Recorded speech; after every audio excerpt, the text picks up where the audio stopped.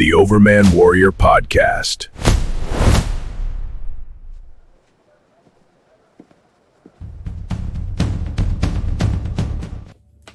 Hi, Rich Hoffman here. So as I've been telling stories about visiting the wilds, Central Ohio, cool park affiliated with the Columbus Zoo, really good tourist destination in Ohio. No matter where you're at in the eastern part of the United States, it'd be worth a trip to go there and visit it. It's really a nice place. So they have a lot of exotic animals. Specifically rhinoceroses and giraffes. But a lot of people were asking me, what was your favorite animal? When I tell the story, what's your favorite animal? And I have to say that I've talked about how they set the whole place up like Jurassic Park. So when you're on your tour bus, your whatever your safari vehicle is, they have these gates, and they've made it so that all the animals are in like a pasture. And they have the illusion of freedom. A lot of metaphors here, but it's, as far as wildlife management, it's about as good of a gig as you're going to get if you're an animal. So, and this came up because I was explaining the benefits and success of SpaceX and Elon Musk. When you try to explain it to corporate people, they don't really get it. Because to them, structure is everything, especially if you're not a person who's worked your way up and you have a lot of knowledge of doing some of these, some of the labor yourself. It can be very disconcerting to management to not, for people to be afraid that people are going to know that you don't know what you're talking about. So it helps to go through the school of hard knocks. And you find that very much prevalent in corporate structure to this day, and it's a real problem. And I would estimate that it's costing American manufacturing many hundreds of billions of dollars, if not trillions of dollars, in lost opportunity cost. Opportunity cost is definitely a measure. And what's the cost of it? Why is SpaceX so effective? Well, Elon Musk has his get rid of stupid rules theory. He's in a meeting, and all the compliance officers are saying, we got to be compliant to this and got to be compliant to that. And Elon Musk says, well, who made up that rule? Who's the one who wrote the thing we have to be compliant to? Find out who they are, why they came up with what they did, and see if it's meaningful or not, and challenge them.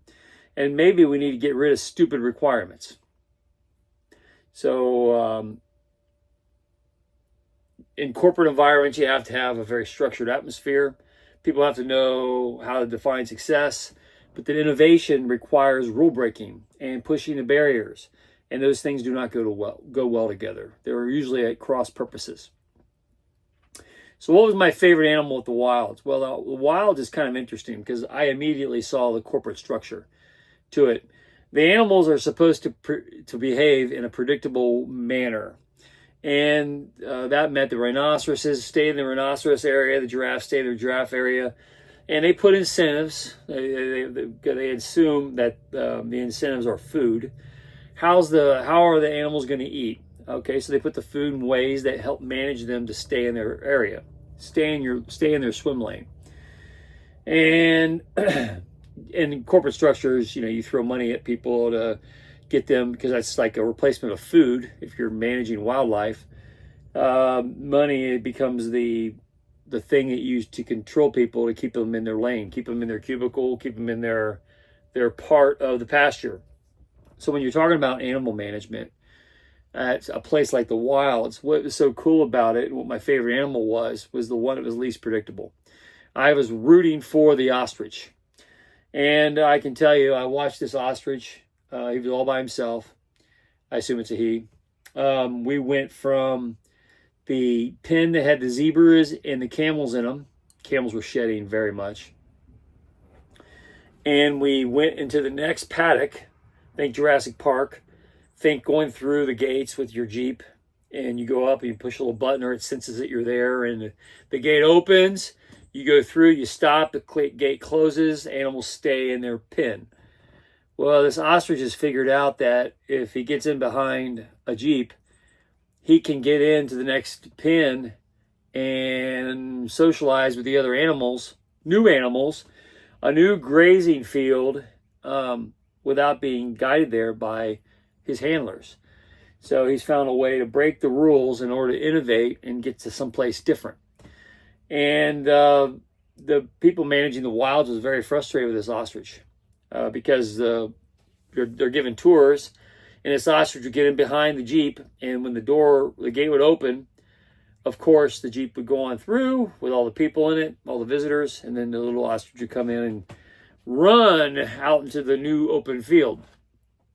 And I thought it was pretty cool. I tend to like those kinds of ambitions and root for them in my professional life. Even if they sometimes bite you, I'd rather have the free will of innovation than the crushed soul of compliance. So when you look around and you say, why are we losing so much opportunity costs in American manufacturing? Well, there's not enough ostriches in the workforce. There's not enough, and the ones that are out there are being attracted to industry through SpaceX because they give an open pasture and autonomy for those kinds of creatures, those kinds of human beings to exist, like the ostrich at the wilds. But this ostrich was clearly going where the keepers didn't want him to go, and he had found out, and this is a reoccurring problem. The way to solve it would be to have two pens if you stop in between fencing, because if animals get through one of them, then the next one will stop it. So you go through one, you stop, wait for the back one to close, open the front one. Once you know animals are all clear, that's the way you keep them from getting in other pens. But this ostrich, there's only one fence, so there's only one gate. So this ostrich figured out that, hey, I can sneak in behind the Jeep and get to a different place. So they sort of let him go while we were on the tour, and there's some groundskeepers went out and chased him around a little bit to try and herd him back to the proper place and get him in the other pen. But the point of the wilds is to give the illusion of open Serengeti freedom, that the animals are free, and they're not in some Truman Show just for the visitors, the spectators. And I think we all feel a little bit like we're in the Truman Show. And when you challenge the authority systems, those who make up the rules that everybody's compliant to, did you stop at the stop sign? Did you wear your steel-toe shoes and wear your safety glasses? Did you make sure that the dates on your labels are correct and up to date?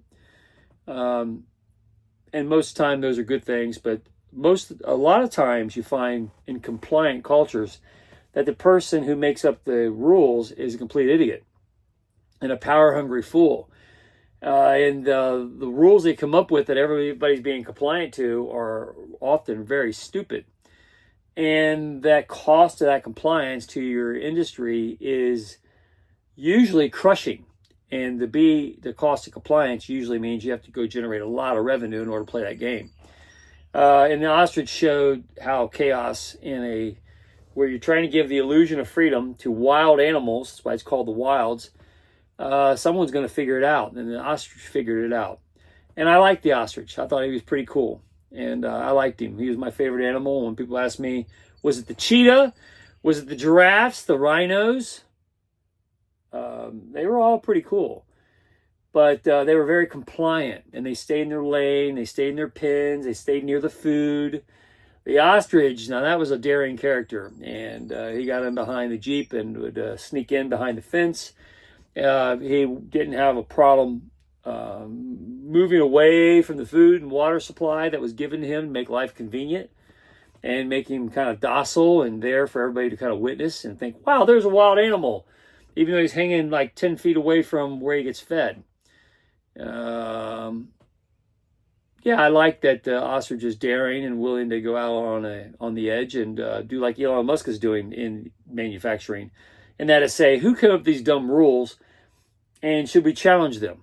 And I would encourage this manufacturing culture to challenge all the dumb rules. And if they don't make sense, throw them out.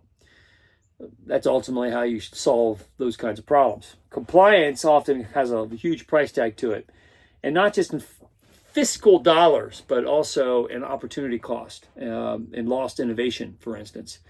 I tend to like the ostriches in a workforce, and I advocate for them on purpose because usually great innovations and process improvements come from them. Even if sometimes you get close to them to pet them or to want to show your appreciation for them, they peck at you and they bite you because they're wild animals. But often if you give them a little autonomy, they'll show you where the weaknesses are in your system, and you'll find innovation to fix it. But if you crush their spirit just to make them compliant, you're not going to get any of that stuff. So I thought that the Ostrich at the Wilds challenged the Wild staff to be better at animal management and figure out what they could do better. And from my vantage point, I liked watching the Wild's ground force run around, chase this ostrich around, trying to get it in the pen it belonged in.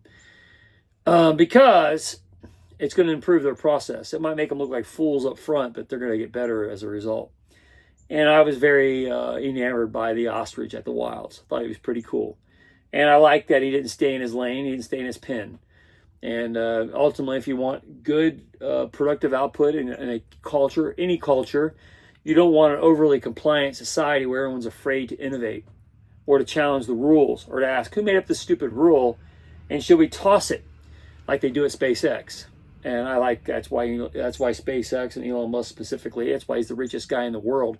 People can say he's an oligarch and he's a rich tyrant and we need to steal from him so we can have a socialist experiment where we all get to sit around and play PlayStation at the expense of those who went out and made things like Elon Musk did. And he's the richest guy in the world. He can afford to give us all a little bit of money.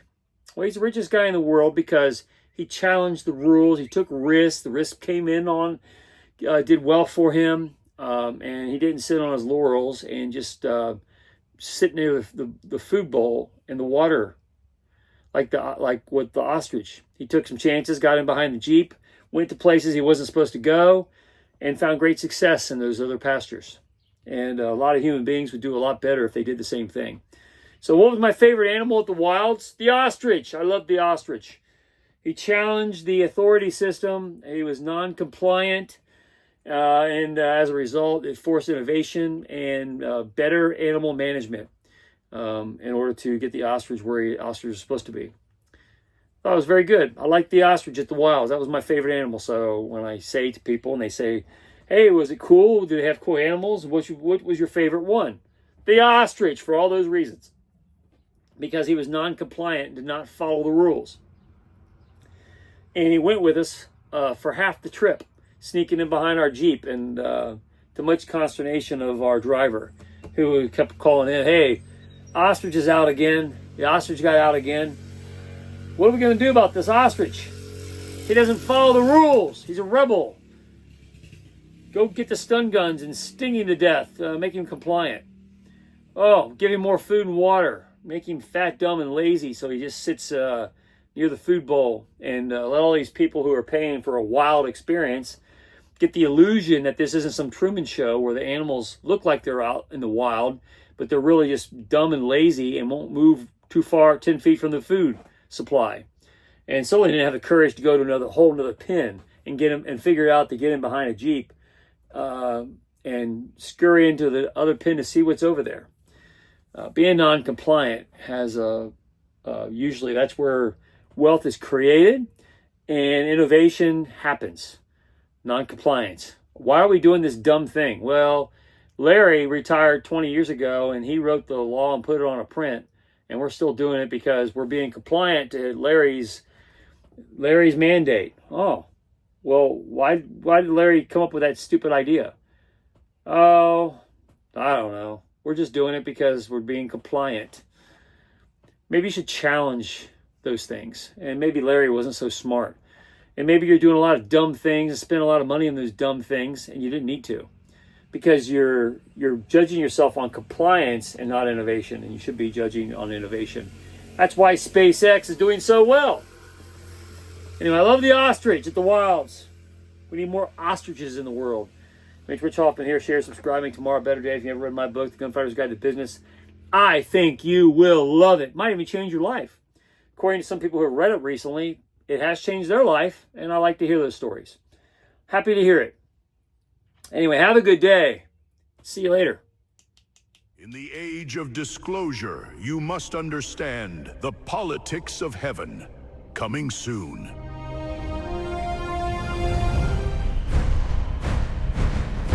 Coming soon, the politics of heaven in 2027.